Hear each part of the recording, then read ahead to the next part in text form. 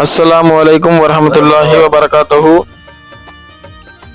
గుడివాడ మండలం సిద్ధాంతం దగ్గర సేరి దింటకూరు గ్రామంలో వెలసిన హజరత్ అలీ నాగుల్ మీరా బాబా వారి 19వ ఉరుసు మహోత్సవములు 17/10/2025 అనగా శుక్రవారం రాత్రి 11:30 ఉరుసు గంధ మహోత్సవం ఊరేగింపుగా బయలుదేరును.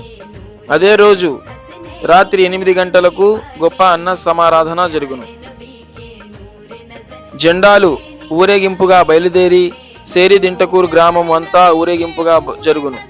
కావున భక్తులందరూ విరివిగా పాల్గొని స్వామివారి తీర్థ ప్రసాదములు తబ్రుక్ స్వీకరించవలసిందిగా కోరుచున్నాము.